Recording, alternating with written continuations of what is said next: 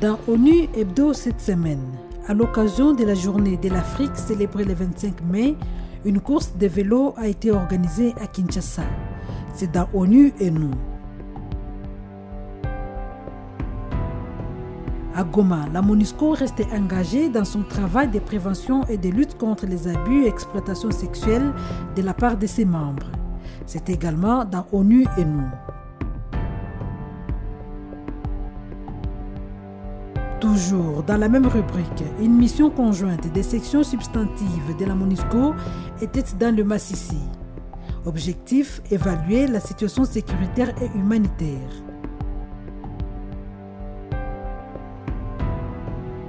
Et pour clore le programme, la rubrique 24 heures avec un casque bleu s'intéresse à une femme policière de l'ONU basée à Goma. Bonne réception.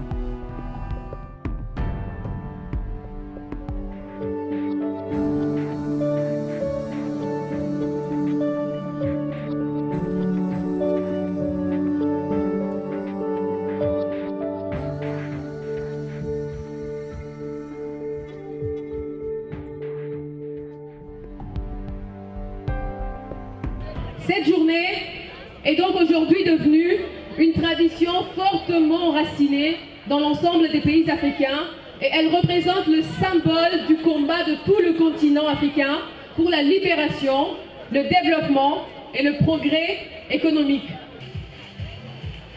Dimanche 21 mai 2017 à Kinshasa, place de la gare routière.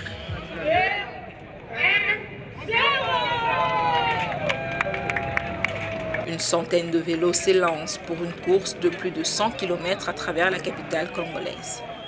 C'est à l'occasion de la Journée de l'Afrique qui célèbre la signature, le 25 mai 1963, des accords de l'Organisation de l'Unité africaine, OUA, ancêtre de l'Union africaine. Pourquoi le vélo? Parce que comme l'a dit Tina, la présentatrice, le thème de cette année choisi par les chefs d'État et de gouvernement de l'Union africaine est tirer profit du dividende démographique en investissant dans la jeunesse. Nous avons estimé que investir dans la jeunesse, c'est la question de la formation, c'est la question de l'emploi, mais c'est également la question du sport. On a coutume de dire qu'il est nécessaire d'avoir un esprit sain dans un corps sain. Donc c'est à cet effet que nous avons choisi le vélo. Le vélo n'est pas un choix fortuit. Moi-même qui vous parle, j'ai été cycliste quand j'étais plus jeune et je peux vous dire tout le bien que le vélo, à l'instar des autres sports, fait du bien à la santé de l'homme et de la femme. Des membres du corps diplomatique accrédités à Kinshasa, des membres du gouvernement congolais, des acteurs de la vie politique et sociale ou tout simplement des amis du vélo ont relevé ce défi. 3 grandes étapes pour cette course. D'abord, une randonnée de 14 km pour les membres du corps diplomatique et diverses personnalités congolaises et internationales. Ensuite, un grand tour de 111 km effectué par des professionnels du vélo. Et enfin, un parcours pour filles de 26 km. Les jeunes ont de l'audace. Ils osent. Et quand ils décident, ils y vont. On ne peut pas développer l'Afrique sans les jeunes. Et je voudrais féliciter ici mon ami Yabari, l'ambassadeur de l'Union africaine, et la présidente de la Ligue des jeunes de l'Union africaine et tous les organisateurs de ces jours, Radio Okapi, la MONUSCO qui nous a encadrés. Vous avez vu vous-même que j'ai parcouru les 20 km sans boire une seule goutte d'eau. Félicitations, mais je rêve que leur talent bénéficie d'un soutien très prononcé de la Fédération du cyclisme, afin que dans les 3 semaines qui viennent, l'équipe nationale congolaise fasse preuve de ce que nous avons comme ambition à leur endroit. Donc je voudrais voir cette équipe cycliste presque sur toutes les pistes de compétition de très haut niveau à l'international qui seront organisées sous mon mandat. Merci pour tous ces prix, ce n'est pas fini. On rappelle qu'il y a également un billet d'avion qui avait Les gagnants ont remporté plusieurs prix, dont des vélos, des enveloppes en espèces ou encore des billets d'avion. Des prix spéciaux ont été remis aux plus jeunes cyclistes de 10 et 14 ans. Cette course est la première d'une série d'activités qui se sont poursuivies jusqu'au 25 mai, journée de l'Afrique.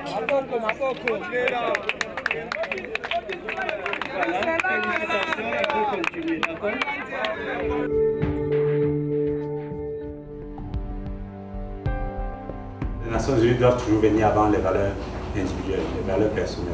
Comment prévenir les abus et exploitations sexuelles quand on est un casque bleu?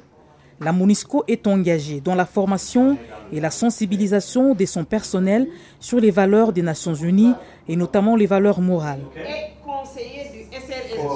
À Goma, une vingtaine de policiers de l'ONU ont suivi une session de sensibilisation sur les moyens de lutte contre les abus et exploitations sexuelles. Ils sont sur le terrain les conseillers de leur hiérarchie en la matière parce que avec la politique de tolérance zéro que le commissaire de police est en train d'instaurer, que la mission est en train d'instaurer à travers le SRJ, que le secrétaire général des Nations Unies est en train d'instaurer, il constitue un maillon assez important dans cette lutte contre ce fléau qui ternit l'image de l'organisation, mais qui ternit aussi l'image des pays d'où ils viennent et en même temps qui crée beaucoup de dégâts au niveau des victimes et au niveau du pays que nous venons aider.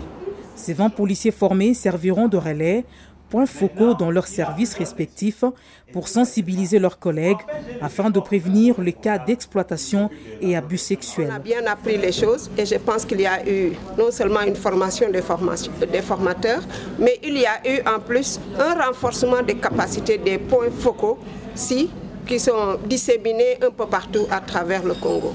Cela nous a beaucoup aidés et nous avons beaucoup appris. Et j'espère qu'avec ces genres d'initiatives, nous allons combattre ces fléaux, nous allons combattre pour améliorer et pour sauvegarder l'image des Nations Unies. Nous avons beaucoup appris et on sait maintenant que chaque UNPOL peut être à son niveau un point focal qui peut rapporter, qui peut sensibiliser, qui peut former. Tout ça dans le but de la protection des civils en RDC.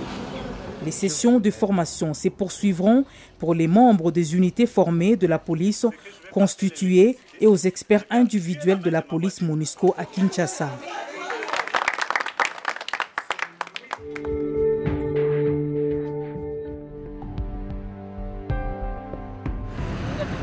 Un convoi de la MONUSCO dans les territoires de Massissi. Il s'agit d'une mission mixte des sections des affaires civiles, droits de l'homme, D23R, police et forces de la MONUSCO en compagnie de l'officier de liaison des FARDC à la MONUSCO. Ils étaient sur le terrain pour évaluer la situation sécuritaire et humanitaire dans les territoires. À Nyamaboko 1er, la délégation de la MONUSCO a échangé avec des structures administratives locales, la société civile et le comité local de protection. Mpaka pale tunakuwa na shida ambayo inakuwa Nyamaboko premier. Shida ambayo watoto wa ile meme Nyamaboko njo wako wanapigana na mpaka hivi ile mapigano kati ya ile wale watoto wa groupement moja njo inaacha population mpaka saa hii inatoka mwile nafasi sababu fasi ambapo kunalia risasi population normalement inaipashi kubakia pale. Nous avons évalué 6677 individus qui se trouvent à Kazinga, mais les autres se trouvent ici. Et il y a beaucoup de maisons incendiées, les centres de santé pillés, et cas pastoral de 8e CEPAC Busurungi ont été incendiés, les kits de CENI qui ont été incendiés. C'est comme ça qu'ils se trouvent là. La situation périluisante dans les territoires de Massissi est consécutive à la récurrence des combats entre groupes armés. Dans ce genre de cas, une crise humanitaire n'est jamais loin. Ile ambayo tunaweza kuhitaji ni kuomba tu serikali yetu ya Kongo, serikali yetu ya province ya Nord Kivu na wakuu viongozi wengine wa serikali watusaidie waone namna gani ya kuikalisha wa leader communautaire ya ile entité sababu tuko na lazima sana ya amani na tuko na lazima sana population yetu irudie na waishi tena ku maisha yao ya kawaida, mwenyeko mlimaji endelee kulima mwenye alikuwa na kazi ya kufundisha endelee kufundisha na kila mtu arudie muhaki zake sawa gisi walikuwa tena mbele. Donc tunahitaji sana msaada ya serikali kwa kuorganize kikao tujue wale watoto wanafia nini na suluhisho inaweza kupatikana namna gani. Si à l'image de Boussike, certains habitants ont regagné leur village depuis quelques jours, d'autres villages du groupement Nyamaboko 1er restent encore entièrement occupés par les groupes armés.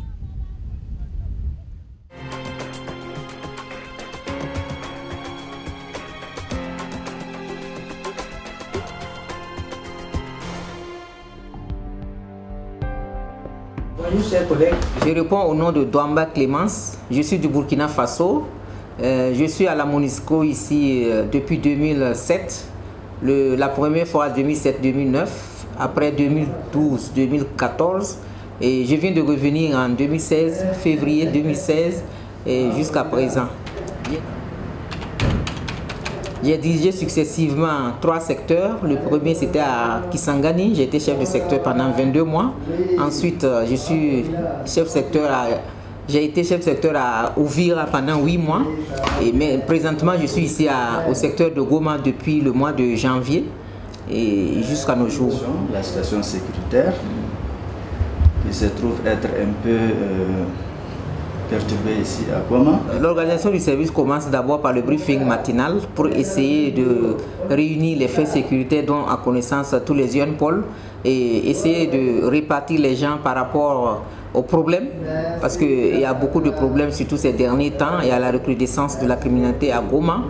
Donc par rapport à ça, les jeunes pôles doivent descendre sur le terrain, patrouiller une patrouille dissuasive, en même temps collecter les renseignements, identifier les menaces pour qu'on puisse prendre des décisions idoines. La situation de paix, et l'évaluation de la réforme en République démocratique du Congo. Nous sommes chargés de renforcer les capacités de la police. Donc essentiellement, on va s'approcher de la hiérarchie de la police pour essayer de faire une planification conjointe de couverture sécuritaire et orienter nos patrouilles vers les zones les plus criminogènes. Et aussi, nous allons multiplier les sensibilisations pour avoir la contribution de la population. Parce que c'est la population qui est la vraie police.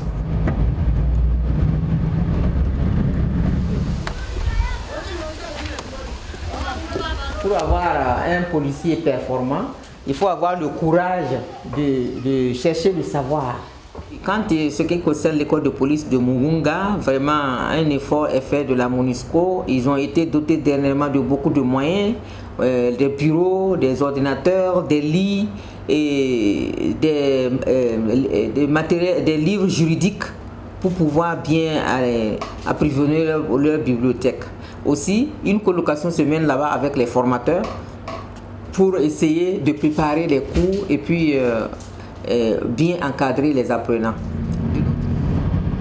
Je viens de finir la journée du travail de la matinée.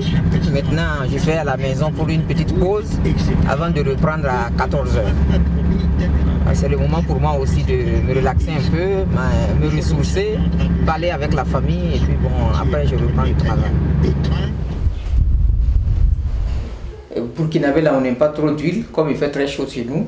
Donc j'ai fait un repas sans huile. Ici.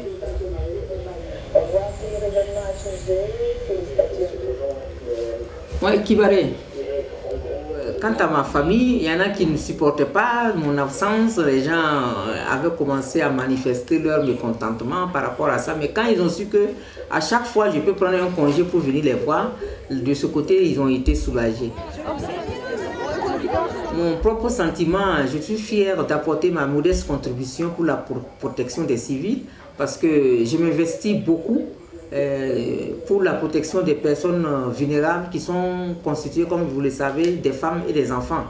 Et c'est pour cela que je suis tout le temps dans les camps de déplacés, dans les organisations féminines, en train de les sensibiliser pour leur montrer leur rôle.